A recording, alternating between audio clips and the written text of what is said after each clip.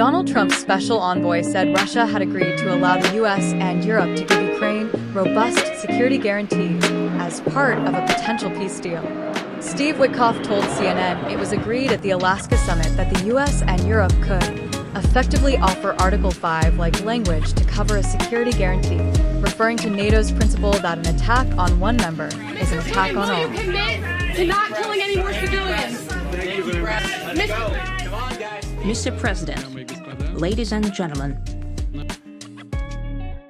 Putin has long opposed Ukraine joining NATO, and Witkoff said the arrangement could be an alternative if the Ukrainians can live with it. Ukraine's President Volodymyr Zelensky described the U.S.'s security guarantee offer as historic, ahead of talks with Trump and European leaders on Monday.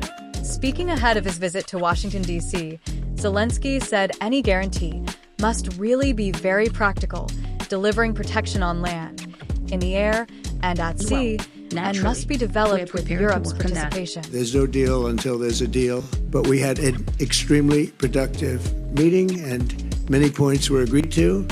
There are just a very few that are left. Some are not that significant. One is probably the most significant, but we have a very good chance of getting there. We're going to try and get this over with. We really made some great progress today. We didn't get there, but we have a very good chance of getting there. We'll speak to you very soon and probably see you again very soon. Zelensky on Tuesday said Ukraine would reject any Russian proposal to give up the Donbas region, warning it could be used as a springboard for future attacks.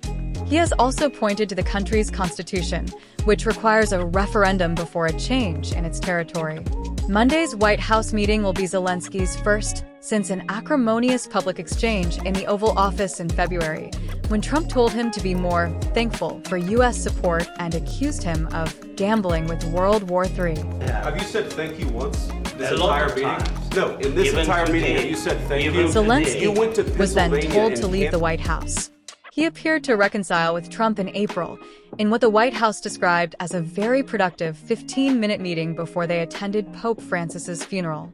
Ukraine has also signed a minerals deal that gave the U.S. a financial stake in the country, and Kyiv made it clear they were willing to pay for U.S. arms.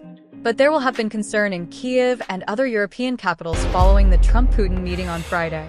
The Russian president, who is facing an international criminal court arrest warrant for alleged war crimes in Ukraine, stepped off his jet and onto a red carpet to be warmly received by Trump, who later said they had a fantastic relationship.